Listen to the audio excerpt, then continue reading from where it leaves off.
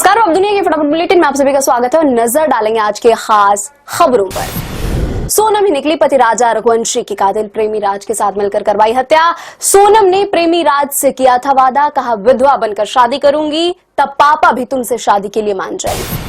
सोनम ने पति राजा के कत्ल का प्लान शादी के 3 दिन बाद ही बना डाला। हत्यारों को मर्डर के बदले 10 लाख रुपए की सुपारी देने का वादा किया था। प्रेमी राज कुशवाहा ने विशाल और आनंद को हत्या के लिए तैयार किया। प्लान के तहत पति राजा को शिलोंग ले जाया गया, जहां उसका मर्डर किया गया। खालिस्तानियों ने पीएम नरेंद्र मोदी को खुली धमकी दी, कहा कनाडा आने दो फिर बताते हैं। कनाडा में खालिस्तानी समर्थकों की बढ़ती गतिविधियां और पीएम मोदी को दी गई धमकी से फिर बिगड़ा भारत कनाडा संबंधों का गणित। विशेषज्ञों ने कहा यह एक गंभीर चुनौती है।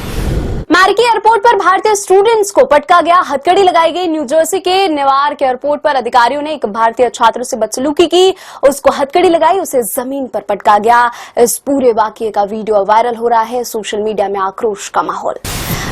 राजा की कातिल सोनम पर भड़की भाजपा सांसद कंगना रनौत, कितना बेतुका है। कहा एक महिला शादी के लिए मना नहीं कर सकती, लेकिन सुपारी किलर के साथ एक कोल्ड ब्लडेड मर्डर का प्लान कर सकती है। मैं समझ नहीं पा रही हूँ, उफ अब सर दर्द हो रहा है। वह तलाक लेते या प्रेमी के साथ भाग जाए।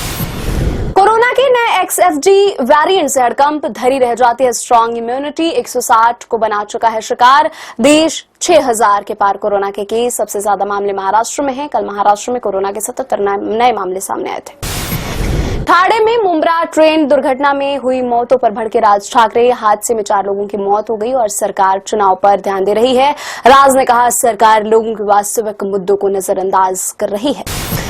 पाकिस्तान के हर बंदे और अब औसतन 3 लाख रुपए का कर्ज।